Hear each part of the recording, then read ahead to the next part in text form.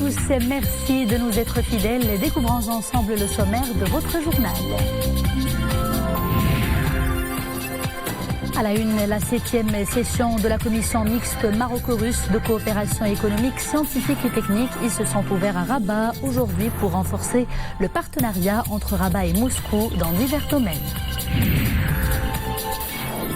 Ouverture aujourd'hui à Rabat de la 3e édition d'Africa IT Expo avec la participation d'une dizaine d'acteurs de l'innovation technologique venus des 4 coins du continent africain. Objectif, réinventer l'avenir digital du continent.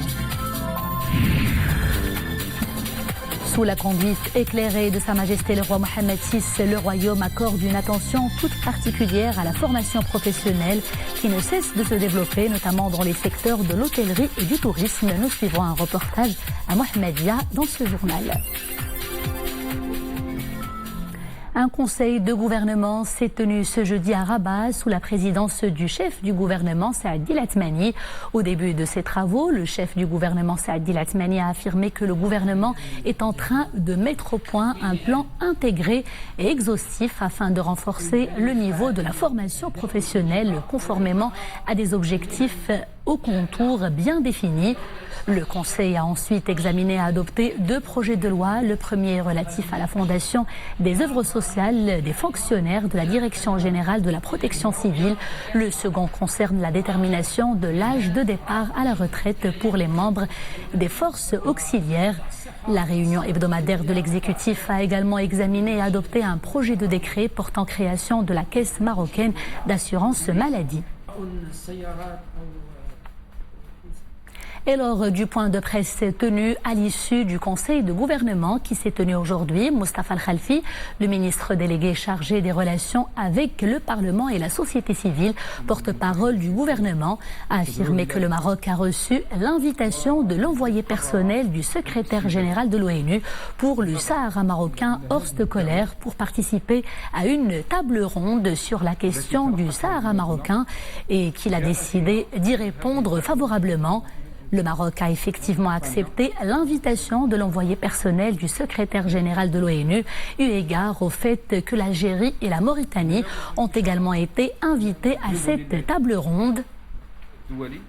Moustapha Khalfi a également mis l'accent à cette occasion sur les acquis positifs accumulés par le Royaume au profit de la question nationale sur le plan international. Ces nombreuses positions confirment la conviction croissante concernant la justesse et le bien fondé de la position nationale qui ne prévoit aucune solution au conflit artificiel du Sahara marocain en dehors de l'initiative d'autonomie dans le cadre de la souveraineté marocaine.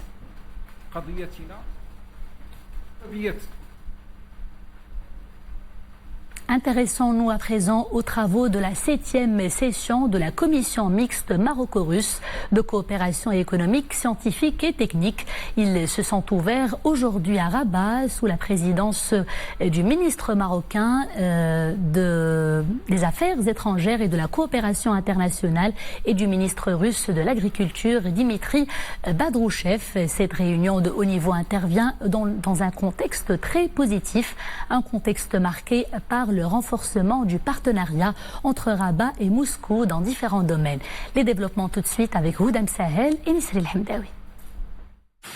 Le Maroc et la Russie déterminés à renforcer leur partenariat stratégique. C'est ce que vient nous rappeler la 7e session de la commission mixte maroco-russe pour la coopération économique, scientifique et technique. Et cette volonté d'aller de l'avant dans ce rapprochement stratégique prend forme à travers la signature d'un mémorandum d'entente. Celui-ci définit le cadre de travail des 2 parties dans les domaines de l'agriculture, de l'industrie, du commerce, de l'énergie et des mines.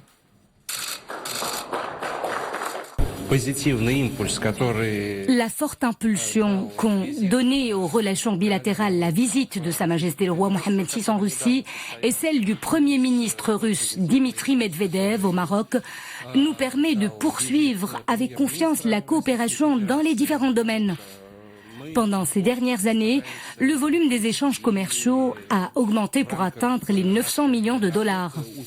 Ensemble, nous disposons du potentiel nécessaire pour accroître ce chiffre et dépasser les 2 milliards de dollars pendant les 3 années à venir et augmenter les exportations de 50% vers le Maroc.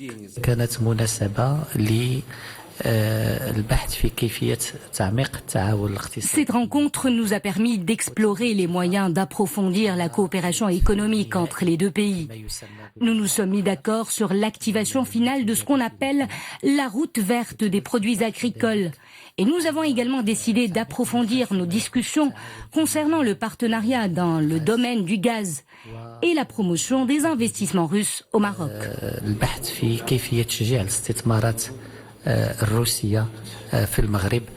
Les travaux de cette 7e session de la commission mixte coïncident avec le 60e anniversaire des relations diplomatiques entre le Maroc et la Russie. Une célébration qui vient rappeler l'exemplarité de ces relations qui se distinguent par l'amitié profonde et par le partenariat multidimensionnel. À noter que le Maroc est le premier partenaire commercial de la Russie en Afrique. La coopération entre Rabat et Moscou est fructueuse dans divers domaines. À leur tête, l'agriculture. Les produits agricoles représentent d'ailleurs 77% des exportations marocaines vers la Russie. Des exportations estimées à 1,5 milliard de dirhams. Annonce faite aujourd'hui à Rabat par le ministre de l'Agriculture, de la Pêche maritime, du Développement rural et des Eaux et Forêts, Aziz Arnouch. Il s'exprimait en marge des travaux de la commission mixte maroco-russe de coopération économique, scientifique et technique. Les agrumes arrivent en tête de ces exportations et sont suivis des fruits et légumes. Et nous restons à Rabat où s'est ouverte aujourd'hui la 3e édition d'Africa IT Expo avec la participation d'une dizaine d'acteurs de l'innovation technologique venus des 4 coins du continent africain. Objectif, faire le point sur la digitalisation de l'Afrique et surtout réinventer l'avenir du continent en ce qui concerne le digital. C'est un reportage d'Abdrahim Filoul, Soukaina Idrissi sur un récit de Souada Nached. Le monde change grâce aux nouvelles technologies de l'information. Une évolution inexorable dont il convient de tirer profit pour ne pas rater le train de la transformation digitale. C'est l'ambition de ce salon qui se veut un espace de débat, de partage d'expériences et de pratiques réussies, d'ici et d'ailleurs. Le premier temps, ce sont des conférences de haut niveau autour du digital, quel futur pour l'Afrique. Le deuxième temps, c'est un espace d'exposition. Et le troisième temps, c'est un village d'innovation où nous allons accueillir plus de 100 startups qui vont venir présenter leur innovation, leurs nouveautés. Et nous allons pour la première fois recevoir au Maroc le robot Piper, qui est le plus intelligent robot du monde. L'arrivée de l'intelligence artificielle, de l'impression 3D, du blockchain et de tout ce que vous connaissez dans le domaine des technologies nouvelles sont en train de transformer complètement notre environnement. Aussi bien dans le secteur de la santé, de l'agriculture, de l'industrie. Quel digital pour l'Afrique du futur? Un enjeu de taille sur lequel se concertent et échangent une multitude d'exposants, de start-up et des professionnels du digital. Objectif, faire émerger de nouvelles idées, des start-up susceptibles d'impacter et de transformer leur environnement. C'est le premier hologramme qui ne soit pas sensible à la lumière et aux rayons du soleil. Comme vous pouvez le constater, l'image est en haute résolution. On souhaite à travers ça, parce que le numérique c'est l'affaire de tout le monde, c'est que les entreprises, le tissu économique se forge. Et donc des entreprises béninoises puissent travailler avec des entreprises marocaines et vice-versa. Des start-up béninoises puissent découvrir le marché marocain, des start-up marocaines puissent découvrir le marché béninois. Le Rwanda et le Bénin, 2 pays invités d'honneur de cette édition, se sont distingués par le digital et leur performance au niveau social. La présente édition est organisée à Rabat afin de se rapprocher des entreprises et des administrations publiques qui vont se baser sur le digital et le e-gov. Ouvrons à présent la page monde de ce journal. Le bilan du séisme et du tsunami qui ont ravagé l'archipel des Célèbes en Indonésie s'élève à présent à 1400 morts. Les recherches se poursuivent dans l'espoir de retrouver d'éventuels survivants piégés sous les décombres. Les besoins sont immenses à la fois pour les survivants et pour les secours, avertit aujourd'hui l'ONU. Les habitants combattent la faim et la soif en raison du manque d'eau potable et de nourriture. Les autorités sont dépassées par le nombre des blessés à traiter.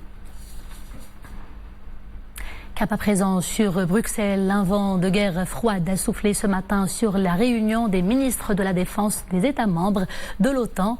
Les États-Unis, le Royaume-Uni, les Pays-Bas, le Canada ont accusé les renseignements militaires russes d'avoir, je cite, mené les principales cyberattaques mondiales pendant ces dernières années.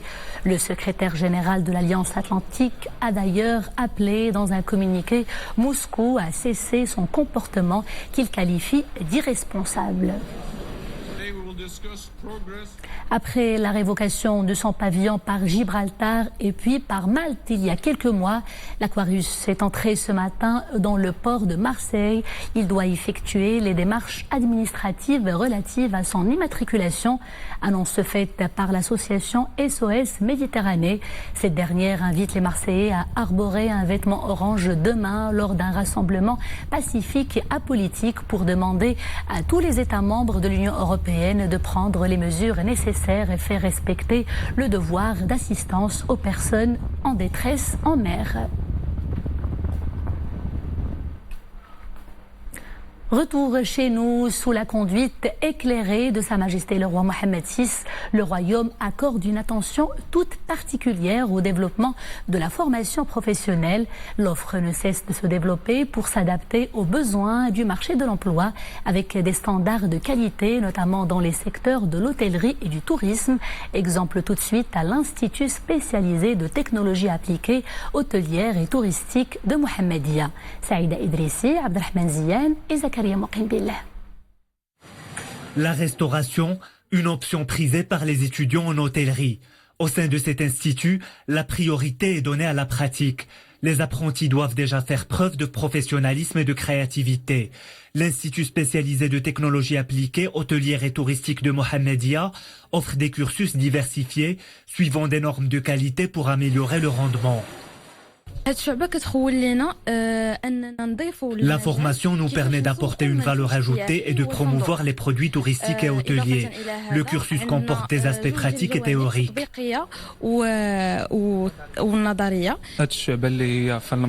J'ai choisi la branche de la restauration pour pouvoir trouver un emploi. Depuis 1994, l'Institut assure des formations dans les secteurs du tourisme, de l'hôtellerie et de la restauration, en plus de la gestion et du marketing. À travers des sessions théoriques et pratiques, l'objectif est de former des techniciens compétents. En 2016, l'établissement est primé par le label d'excellence. Le label d'excellence récompense les efforts des cadres de cet établissement et la qualité de la formation dans les secteurs touristiques et hôteliers qui s'appuient sur des infrastructures et des techniques modernes.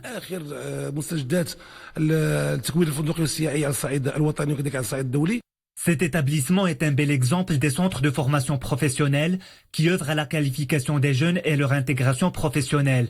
85% des lauréats réussissent à décrocher un emploi. Affaire de l'enlèvement de la petite Khadija, la principale suspecte ainsi que ses deux acolytes ont été arrêtés hier à Casablanca. Selon les premiers éléments de l'enquête, la mise en cause est également soupçonnée d'être impliquée dans une affaire similaire en 2016. Soulagée, la maman de la petite Khadija s'est rendue à la police dans le cadre de l'enquête et qui se poursuit sous la supervision du parquet compétent. Amin Hennaoui et Nisril Hamdaoui.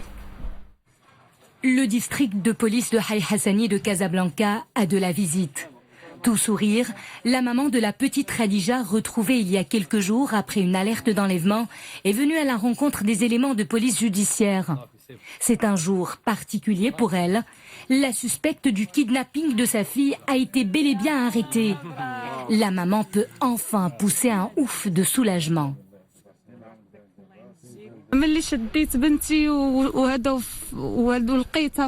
Lorsque j'ai récupéré ma fille, j'ai été très heureuse de la voir en bonne santé.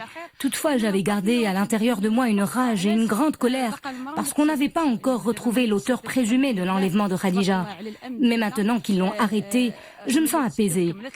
Je remercie les éléments de la police, les Marocains qui se sont mobilisés sur les réseaux sociaux et Sa Majesté le Roi.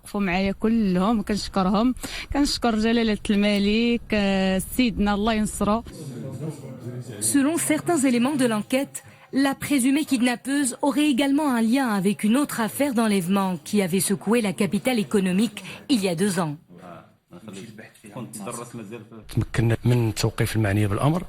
Nous avons réussi à arrêter la suspecte dans cette affaire sur la base de nombreuses données scientifiques et techniques. La présumée kidnappeuse a été soumise à un interrogatoire pendant lequel elle a avoué spontanément avoir enlevé la fillette.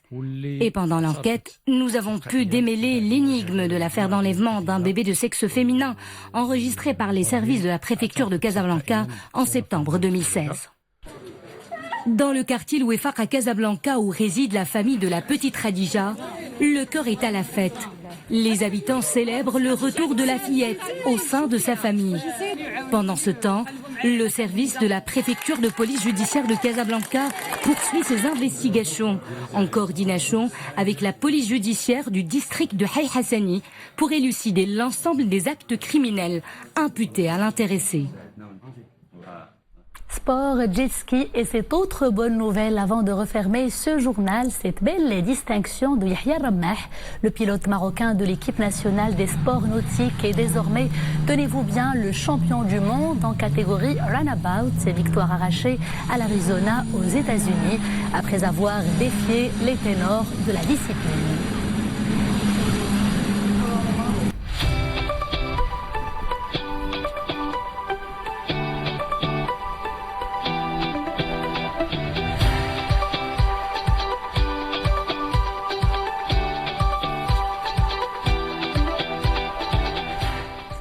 Et c'est ainsi que s'achève ce journal. Merci de l'avoir suivi et agréable soirée sur Al Oula.